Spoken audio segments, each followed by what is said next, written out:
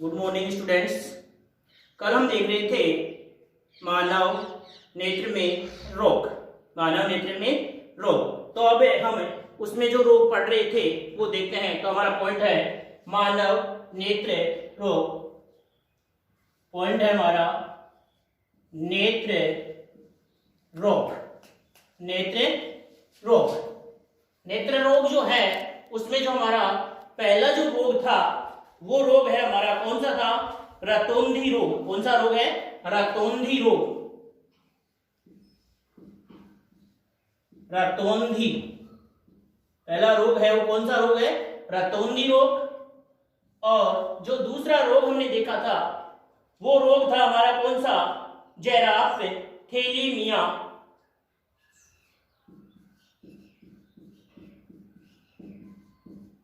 थैलेमिया, जैराफ थैलेमिया। ये दो रोग थे जो देखे थे हमने। वो किसकी कमी से हो रहे थे? विटामिन ए की कमी से होने वाले रोग थे। ये दोनों ही रोग किसकी कमी से हो रहे थे?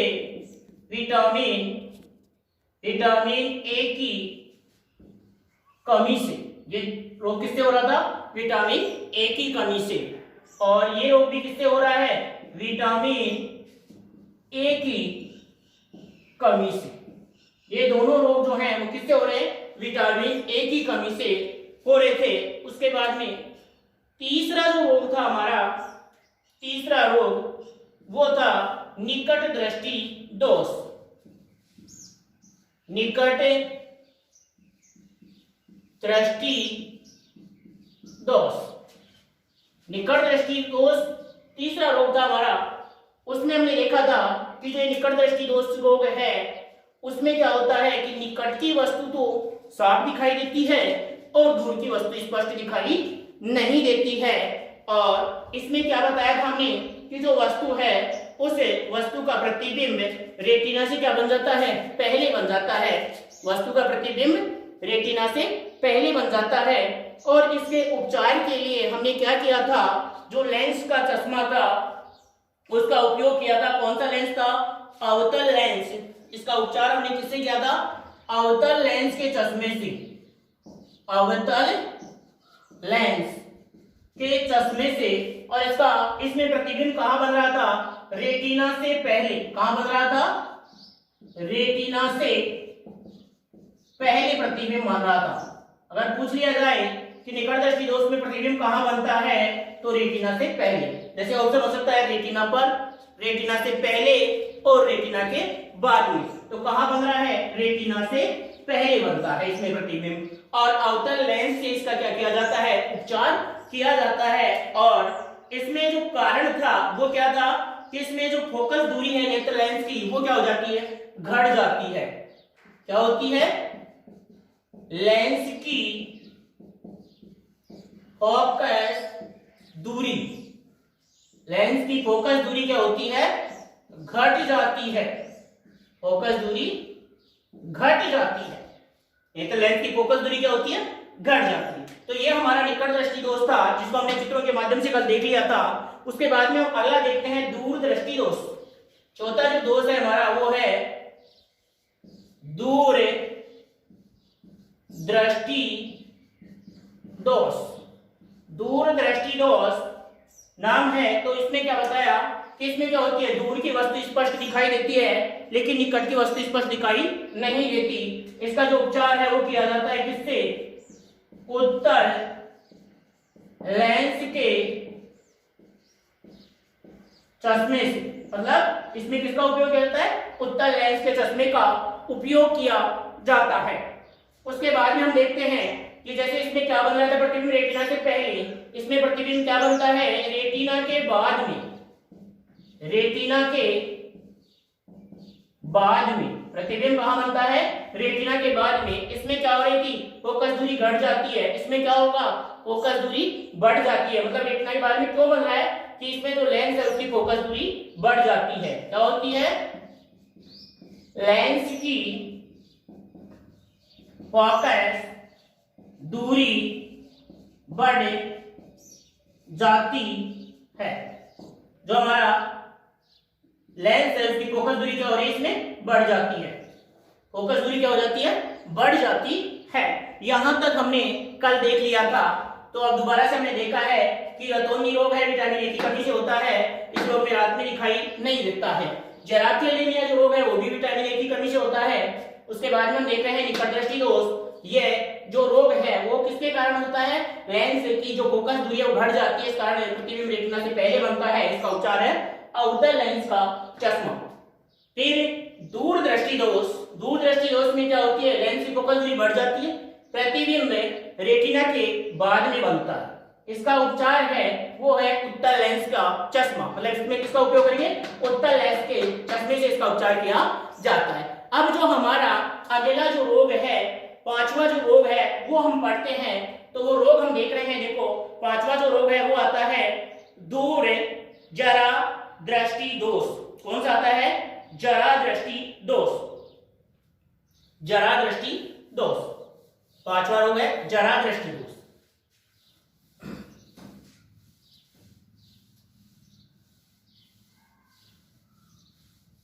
जरा दृष्टि दोष देखेंगे हम। अगला जरा दृष्टि दोष पांचवा, जरा दृष्टि दोष। पांचवा जो हमारा पॉइंट है वो है जरा दृष्टि दोष। इस दोष में क्या होता है कि व्यक्ति को निकट और दूर दोनों ही वस्तुएं दिखाई नहीं देती हैं। नहीं तो इसमें निकट की वस्तु दिखाई देती है और नहीं दूर की। निकट व दूर दोनों ही वस्तुएं स्पष्ट दिखाई नहीं देती हैं। दोनों ही वस्तुएं स्पष्ट दिखाई नहीं देती हैं। और इसका जो उपचार है, इसका जो हम उपचार करते हैं, उपचार वो करते हैं किससे? द्विफॉक्सी लेंस से। किससे करते हैं? द्विफॉक्सी लेंस। द्विफॉक्सी लेंस। द्विफॉक्सी लेंस का चश्मा लगा करके हम इस रोग का क्या कर सकते हैं? उपचार कर सकते हैं। उसके बाद में जो हमारा अगला रोग है, छठवां रोग, वो आता है दृष्टि वैषम्य। कौन सा आता है?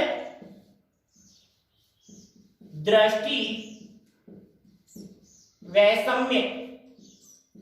अगला जो रोग है वो आता है दृष्टि वैषम्य। इस दोष में क्या होता है?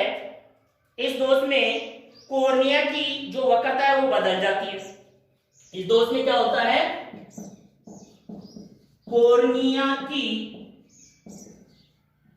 वक्रता, कॉर्निया की वक्रता बदल जाती है, या इसको ऐसे लिख सकते हो बिगड़ जाती है। वक्रता बिगड़ जाती है, जिससे व्यक्ति क्या करता है? ऊर्ध्वाधर और क्षैतिज लाइनों में विभेद नहीं कर पाता। जिससे व्यक्ति ऊर्ध्वाधर व क्षैतिज लाइनों में विभेद नहीं कर पाता है। ऊर्ध्वाधर व क्षैतिज लाइनों में विभेद नहीं कर पाता है।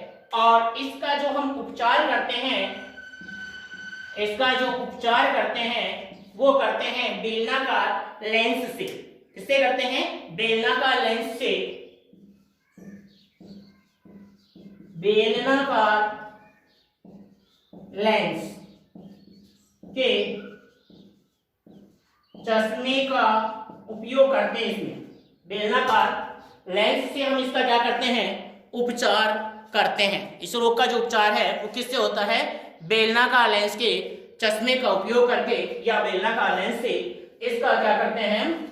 बेलनाकार लेंस के चश्मे का उपयोग करके हम इस रोग का क्या करते हैं? उपचार करते हैं। तो अब इसके बाद में जो अगला रोग है इसको उतार लेंगे। कौन सा हो गया? जरा दृष्टि दोष, और एक हो गया दृष्टि वैषम्य। उसके बाद में जो हम अगला जो रोग पढ़ते हैं वो रोग आता है मोतियाबिंद। क्या होता है? मोतियाबिंद। तो पहले ये उतार लिया, तो हम अगला जो रोग देखते हैं छठवां, वो आता है मोतियाबिंद।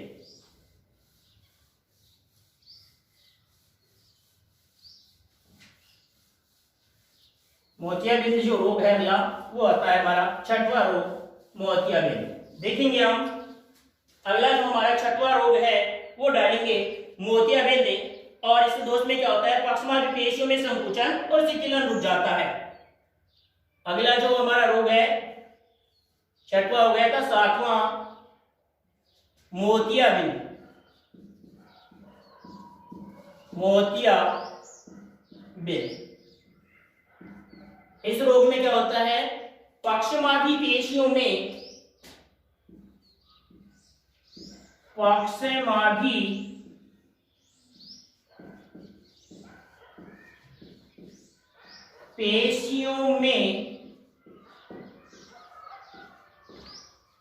संकुचन व शिथिलन रुके जाता है। पक्षमार्गी पेशियों में क्या होता है? संकुचन व शिथिलन रुक जाता है, जिससे क्या होता है? इससे क्या होगा? लेंस चपटा और अपारदर्शी हो जाता है। शिथिलन रुक जाता है जिससे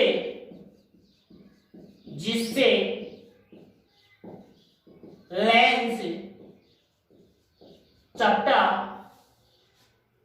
व अपारदर्शी हो जाता है, जिससे जो लेंस है वो कैसा होता है? चपटा और अपारदर्शी हो जाता है। इसका जो हम उपचार करते हैं, वो उपचार करते हैं शल्य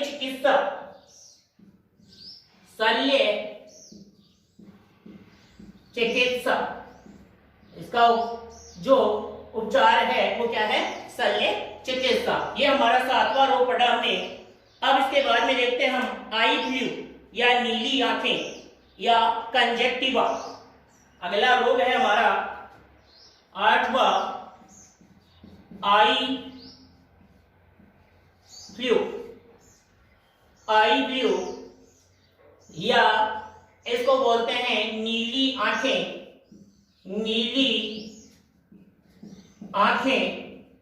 या इसको बोलते हैं कंजक्टिवा।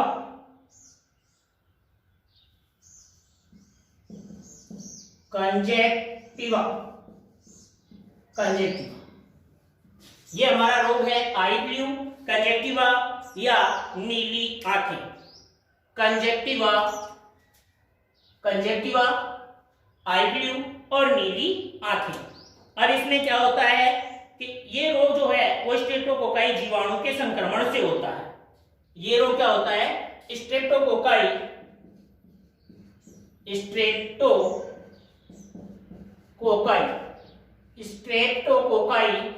जीवाणु के संक्रमण से होता है।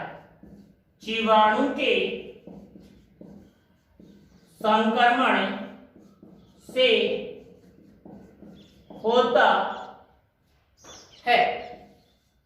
संक्रमण से होता है।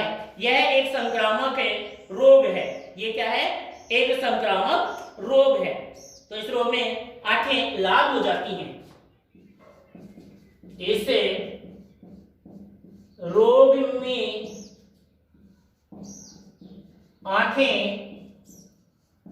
लाल हो जाती हैं। इस रोग में आंखें लाल हो जाती हैं। और नीचे वाला लाइन में लिख देंगे यह एक संक्रामक रोग है।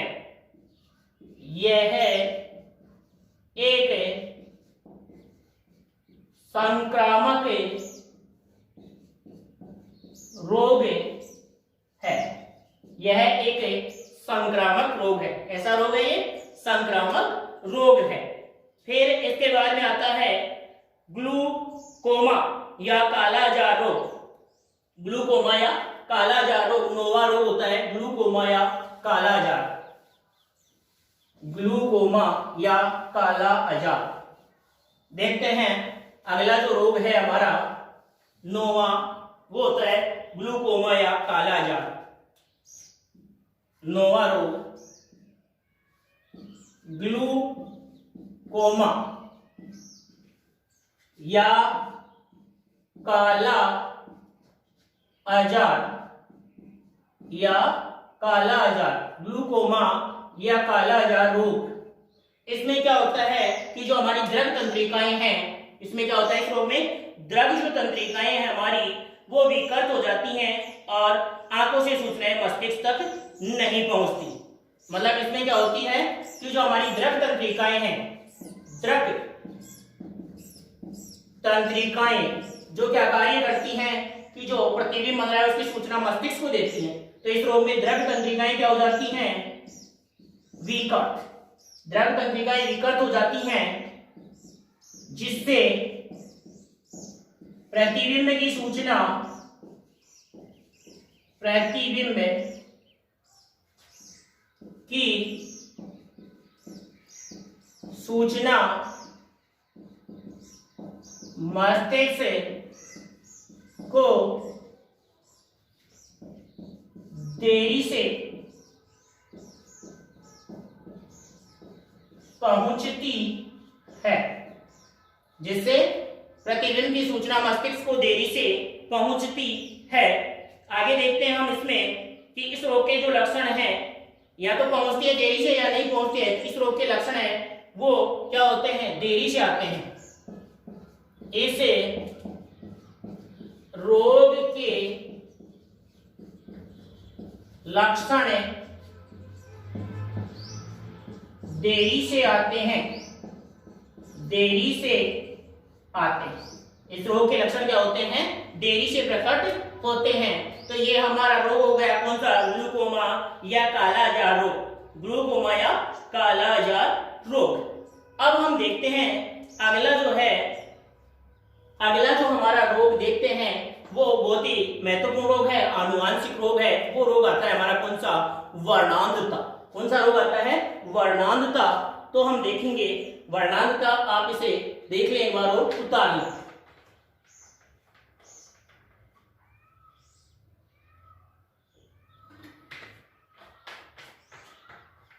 आगे हम देखते हैं अगला जो रोग है हमारा वर्णांधता, वो देखते हैं।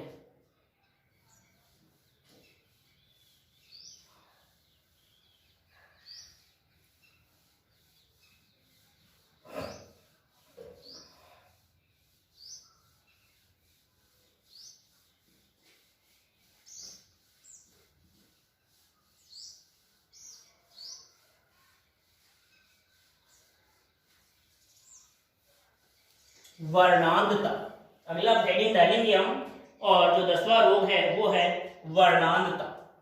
कौन सा है, वर्णांधता। कलर विजन जिसको या कलर ब्लाइंडनेस बोलते हैं, वर्णांधता रोग। क्या कहते हैं इसको, कलर ब्लाइंडनेस, वर्णांधता रोग कहते हैं। इस रोग में क्या होता है कि जो व्यक्ति है वो अपने जो प्राथमिक रंग हैं, कौन से रंग, जो प्राथमिक रंग हैं, उन लाल नीला हरा, उन रंगों में क्या नहीं कर पाता है, विभेद नहीं कर पाता है, उन रोगों में अंतर नहीं कर पाता है। और सबसे पहले इसमें वर्णांधता में लिखेंगे यह एक आनुवांशिक रोग है, यह एक आनुवांशिक रोग है, यह एक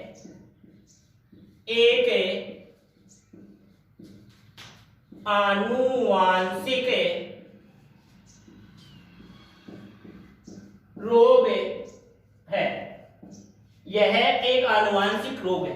फिर है, इस रोग की खोज ओपनर ने की थी, इस रोग की खोज इसने की थी होपनर ने। इस रोग की खोज होपनर ने किसकी आंखों में की थी, डाल्टन की आंखों में की थी। किसकी आंखों में की थी, डाल्टन की आंखों में की थी, इसलिए इसे डाल्टनिज्म भी कहते हैं। होपनर ने डाल्टन की आंखों में की थी, डाल्टन की आंखों में, डाल्टन की आंखों में की थी। इसलिए इसे डाल्टेनिज्म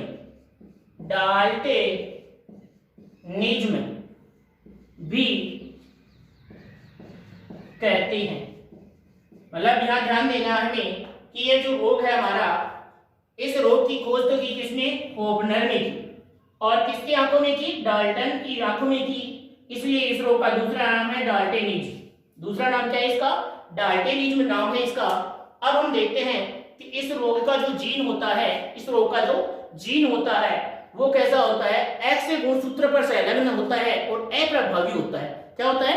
एक्स गुणसूत्र पर संलग्न अप्रभावी जीन होता है। तो ये लाइन भी लिखेंगे कि यह एक एक्स संलग्न अप्रभावी रोग है। यह एक एक्स संलग्न अप्रभावी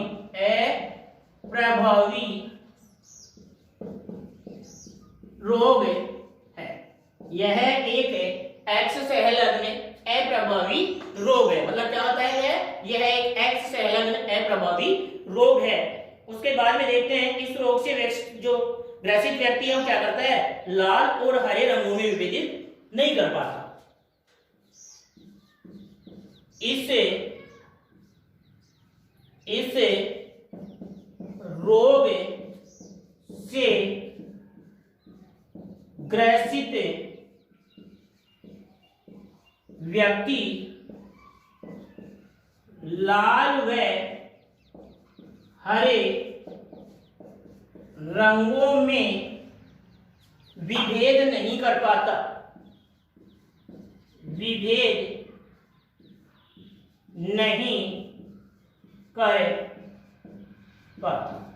क्या करता है? इस रोग से जो ग्रसित व्यक्ति है वो क्या करता है? लाल और हरे रंगों में विभेद नहीं कर पाता है।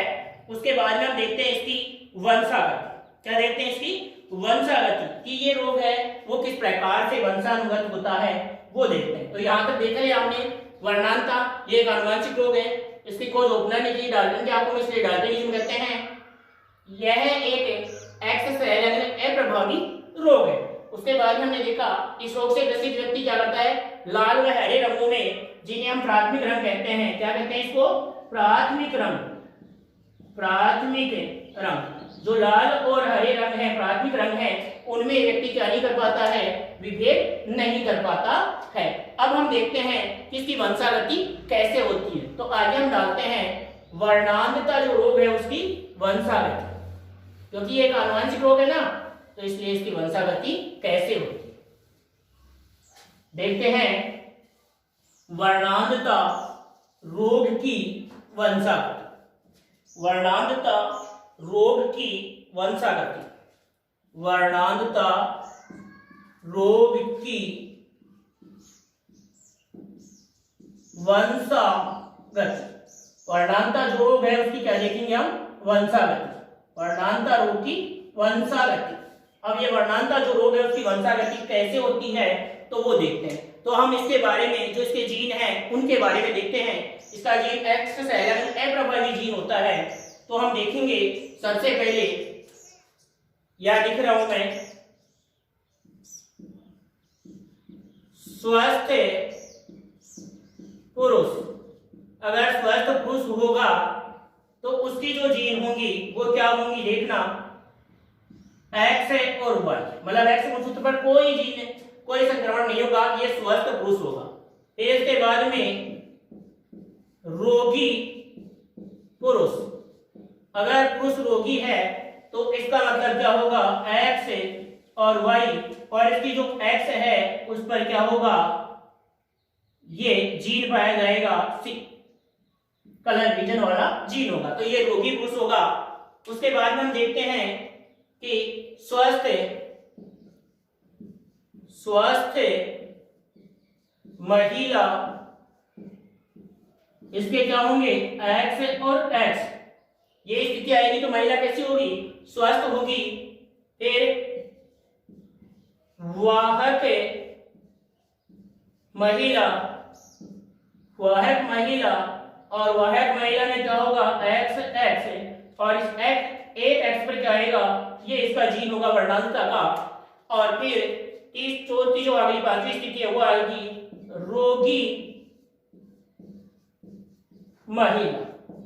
रोगी महिला, तो रोगी महिला में क्या होंगे देखना, एक्स और एक्स दोनों ही जो एक्स है गुणसूत्र उन पर ये जीन पाई जाएंगे। तो अगर हमें ये स्थितियां दिखें, अगर ऐसी स्थिति प्राप्त हो तो स्वस्थ पुरुष होगा, ये स्थिति होगी तो रोगी पुरुष होगा। इसका मतलब पुरुष कैसा हो सकता है, स्वस्थ और रोगी। लेकिन महिला देखो स्वस्थ भी हो सकती है, वाहक भी हो सकती है और ग्रस्त भी हो सकती है।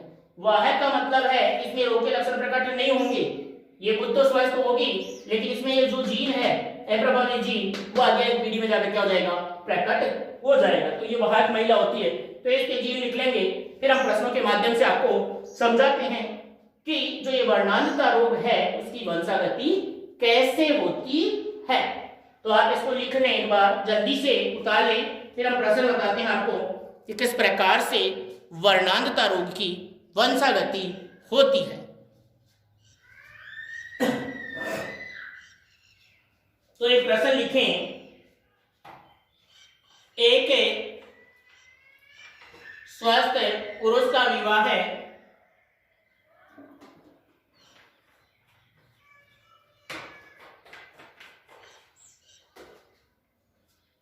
लिख रहा हूं यहां,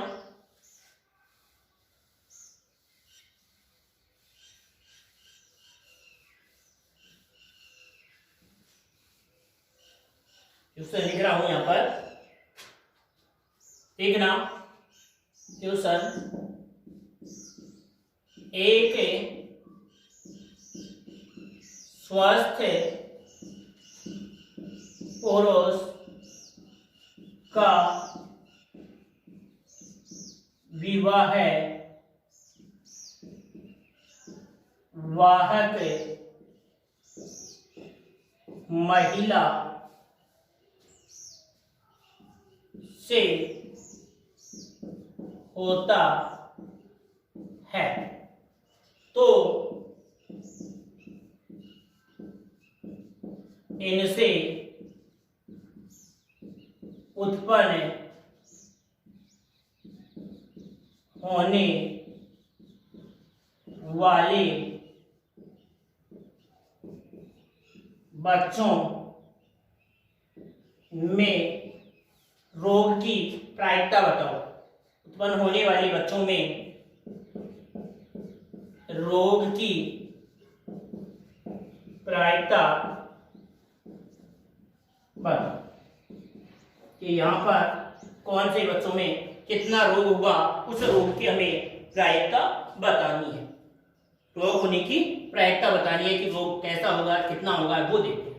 तो अब यहाँ पर हम इसको देखते हैं, स्वस्थ पुरुष, जो पुरुष है हमारा वो कैसा है, स्वस्थ है। और यह देखते हैं क्या, महिला, क्या देखते हैं, महिला। अब देखेंगे हम स्वस्थ पुरुष है, तो अभी देखा था हमने स्वस्थ पुरुष के जो जीन है वो क्या होंगे, एक्स और वाई। और यहाँ पर वाहक महिला है, महिला कैसी है, वाहक। यहाँ लिख देता हूं इसके कोष्टक में, ये पुरुष कैसा है, स्वस्थ, ये महिला कैसी है, वाहक। कैसी महिला है ये, वाहक महिला है। तो अब यहाँ पर हमने वाहक महिला के जीन जो देखे थे वो ये थे एक्स और एक्स। एक एक्स पर क्या था, ये वर्णांतता का ये था, ये। अब हम देखेंगे कि इनमें युग्मजन्य के दौरान ये दो प्रकार के युग्म बन जाएंगे, एक्स और ये वाई। ये तो नयुग्मक हो गए, और इधर क्या हुए, एक्स और एक्स। इसमें एक पर क्या आया, ये जीन आ गया, ये। अब देखेंगे हम इसको चेकर बोर्ड की सहायता से। मैं यहाँ पर इसका चेकर बोर्ड यहाँ मिटाकर बना रहा हूँ कि किस प्रकार से रोग की प्रायिकता होगी। इसमें रोगी बच्चे कितने होंगे, रोगी पुत्र कितने होंगे, रोगी पुत्रियां कितनी होंगी, वो देखते हैं हम। रोग की प्रायिकता ही तो है, तो अब इसका हम क्या बना रहे हैं, चेकर बोर्ड बना रहे हैं। ध्यान देना, यहाँ पर ये चेकर बोर्ड बना, ये बना दिया, ये बना। अब हम यहाँ पर लिखेंगे क्या, इसके जो पुरुष के जो जीन थे वो यहाँ लिख दिया एक्स और ये वाई। इधर देखें तो क्या लिखा, एक्स और एक्स, इस एक्स पर क्या है ये।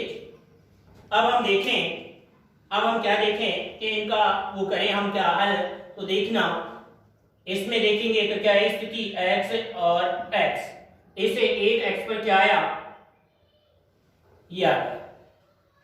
फिर हम देखें जो अगली स्थिति है हमारी, उसके लिए देखें तो क्या आएगा x और y, इस एक x पर क्या है ये। उसके बाद में हम देखें कि जो अगली स्थिति है उसके लिए x और x, फिर अगली स्थिति में x और y। अगर हम देखें इस स्थिति के बारे में तो क्या लिखेंगे, 25% जो पुत्री हैं वो वाहक हैं, 25% जो पुत्रियां हैं वो क्या है, वाहक हैं, और रोगी बच्चे हैं कितने, 25%। अगर हम ये देखें रोगी बच्चे, टोटल बच्चों में रोगी देखें, लिखें रोगी बच्चे कितने हैं, रोगी बच्चे कितने हैं, सब में रोगी ये हो रहा है 4 में, तो इसका मतलब रोगी बच्चे कितने हुए, 25%। अगर इसमें ये पूछ रहे रोगी पुत्र, रोगी पुत्र, रोगी पुत्र, तो रोगी पुत्र कितने हुए, 2 में से एक रोगी, इसका मतलब 50%। फिर ये पूछ रहे रोगी पुत्री, रोगी पुत्री, कोई पुत्री रोगी हो रही है क्या, दिख रहा है क्या रोगी बची, नहीं, ये वाहक है और ये सामान्य, इसका मतलब 0%। ये हमारे रोग की प्रायिकता होगी। रोगी बच्चे 25% हैं, कुल बच्चों के 25% बच्चे रोगी होंगे। उसके बाद में ये देखिए अगर पुत्र देखें तो 50% पुत्र रोगी होंगे, और अगर रोगी पुत्री देखें तो क्या होगी 0%, कोई पुत्री रोगी नहीं होगी। यहाँ पर कोई भी पुत्री क्या नहीं होगी, यहाँ पर रोगी पुत्री नहीं होगी। तो ये हमारे प्रश्न का हल हो गया। एक बार जल्दी से इसको उतार लें, फिर हम एक प्रश्न और करते हैं आगे, और उस प्रश्न के बाद में ये हमारे जो नेत्र जो रोग थे वो क्या हो जाते हैं, पूरे हो जाते हैं। और फिर हम आगे जो हमारा ये जो पाठ था प्रवर्तन और अपवर्तन और मानव नेत्र से संबंधित, वो चैप्टर यहाँ पर क्या हो जाएगा, खत्म हो जाता है, पूरा हो जाता है।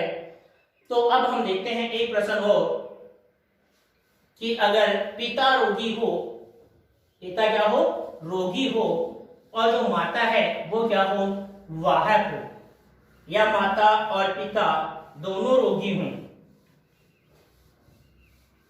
या ऐसे देख लें हमारे पास कि एक पिता रोगी है और माता वाहक है,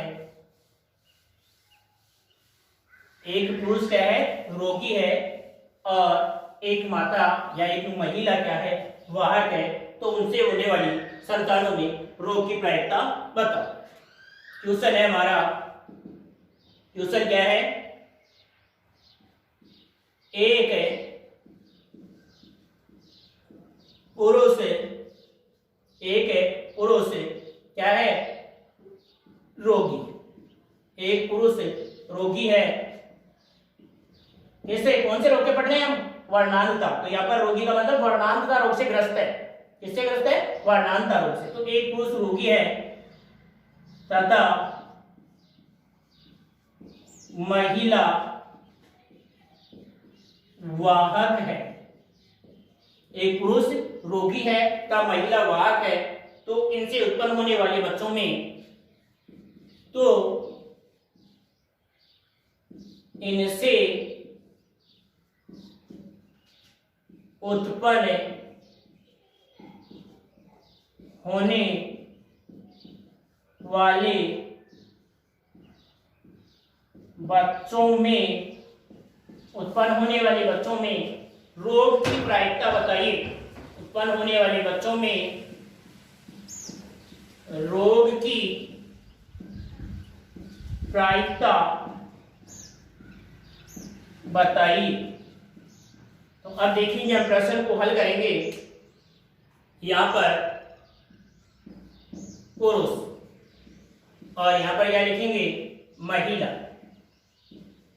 पुरुष और महिला। जब रोज कराएंगे इनके जीनों का तो वो देखेंगे हम यहाँ पर कि जो पुरुष है उसके कैसा पुरुष, ये एक्स और वाई, कैसा है पुरुष रोगी, तो इसका मतलब इस पर क्या होगा, ये एक्स गुणसूत्र पर इसकी जीन पाई जाएगी। यहाँ पर महिला के एक्स और एक्स। अब इसमें वाहक है महिला, तो ये क्या हुआ कि ऐसी स्थिति हुई। अब अगर हम इनके युग्मक बनाएं तो इसमें ये युग्मक बन गए एक्स और वाई, एक्स और वाई। इस एक्स पर ये आ गए जीन। उसके बाद में अगर हम इसके देखें तो इसके भी ये दो प्रकार के युग्मक बन गए, एक्स और ये भी एक्स। एक जो एक्स है हमारा उस पर क्या होगा, ये इसकी चेन होगी। अब हम इसको चेकर बोर्ड से देख लेंगे। या मैं इसका चेकर बोर्ड तैयार कर रहा हूं, देखेंगे सभी दिख रहा है नीचे सभी को। ये बनाया हमने। अब देखेंगे हम यहाँ पर जो हमारे जो कौन कौन से थे, इसके ये एक्स और वाई, उसका एक्स और एक्स। अब देखेंगे यहाँ पर इसका ये और इसमें ये हो गया। अब हम देखें तो हमारे पास ये एक्स और एक्स, समझ रहे हो। अब इसको देखें तो दोनों पर ये जीन आ गया। उसके बाद में ये देखें एक्स और वाई, और तो इसके ऊपर ये जीन आ गई। उसके बाद में हम देखें ये एक्स और एक्स, तो इसमें ये आ गई। और इसके बाद में हम देखें तो अगला ये आएगा हमारा क्या, एक्स और वाई, एक्स और वाई। ये स्थिति आई हमारे पास। तो हम क्या देखें, इससे क्या निष्कर्ष निकालें, बताओ इससे क्या निष्कर्ष निकालें कि अगर रोग की प्रायिकता पूछे, क्या पूछ रहा है, रोगी की प्रायिकता, तो इसमें लिखेंगे क्या, रोगी बच्चे। कुल बच्चों में कितने बच्चे रोगी हैं, देखो 4 में 2 रोगी हैं, इसका मतलब रोगी बच्चे बराबर कितनी 50% प्रायिकता हुई। उसके बाद में हम देखें रोगी पुत्र, तो भी कितना आया 50%, 2 में से 1 रोगी है। अगर हम तीसरी स्थिति रोगी पुत्री देखें तो भी क्या आएगा, 2 में से 1 रोगी है, तो कितनी 50%। ये हमारी क्या आ गई, रोग की प्रायिकता आ गई। क्या आ गई, रोग की प्रायिकता आ गई।